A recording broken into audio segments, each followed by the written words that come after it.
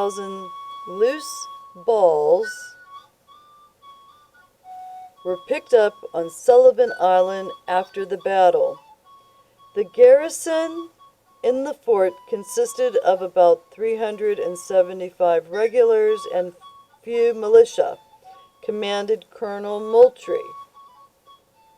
The fortification mounted the 26 9-pounders, and the British had 2 ships of 50 guns each, 4 frigates, and 28 guns each, and some smaller vessels. This severe repulse obtained a respite from the calamities of war for more than 2 years in the southern states. Of those who deserve an honorable notice in this action, Sergeant Jasper must not be forgotten. During the heat of engagement, the flagstaff was shot away and fell into the ditch. The inhabitants of Charleston considered this as a token of submission. When the intrepid sergeant discovered it, he jumped into the ditch, seized the flag, secured it to the sponge staff, and erected it again in the heat of the action. Sergeant Jasper rescuing the American flag at Charleston. And I have the lithograph for that. For this act of bravery, the governor the next day presented him a sword. The result of this battle led to the Declaration of Independence. It had blown the spark of liberty into a steady flame and prepared the minds of the people for an event to which many looked with the deepest solicitude. The spirit which lived in Congress was united by instructions from the colonies, and the country now seemed ripe for entire separation from the mother country.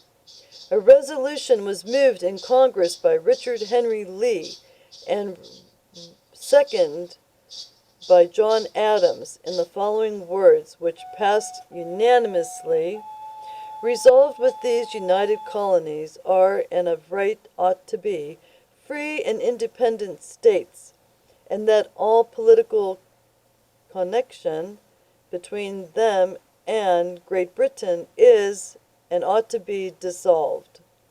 In defense of this motion, Mr. Lee addressed the House in a very animated strain, which he closed in the following language: "Why, then, do we longer delay?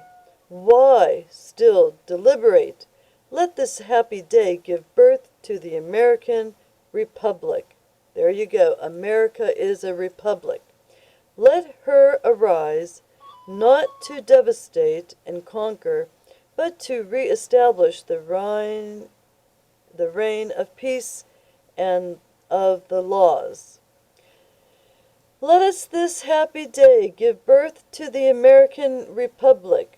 Let her arise not to devastate and conquer, but to re-establish the reign of peace and of the laws.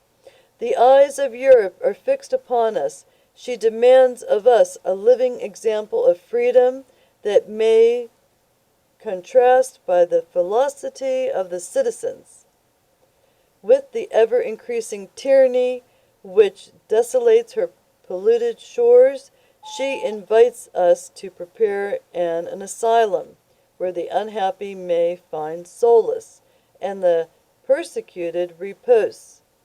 She entreats us to cultivate a propitious soil, where the generous plant which first sprang up and grew in England, but is now withered by the poisonous blast of Scottish tyranny, may revive and flourish, sheltering under its salubrious and interminable shade all the unfortunate of the human race.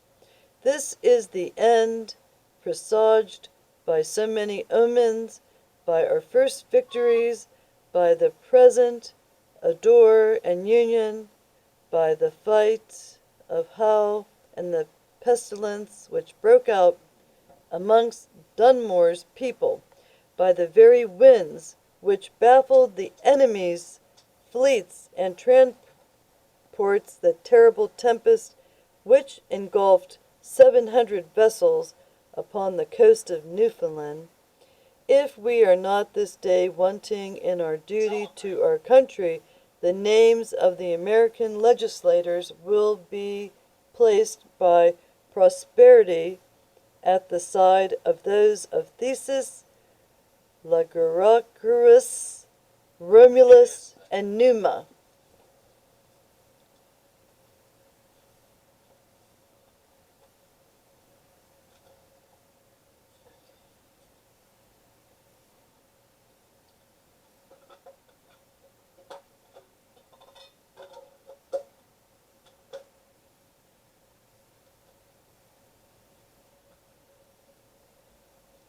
So there you go. They have some Roman officers that they're listing. Theseus, Laguarchus, Romulus, Numa.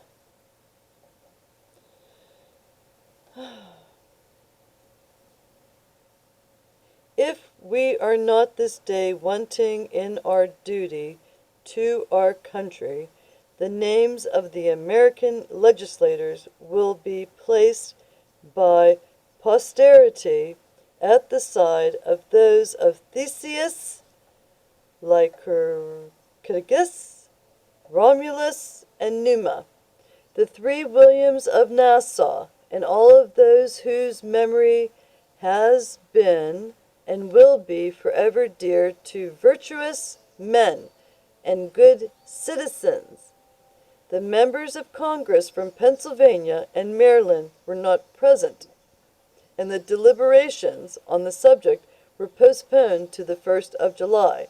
On that day, the discussion was renewed, and on the 4th of July, 1776, the report of the special committee was adopted, dissolving the allegiance of the colonies to the British Crown.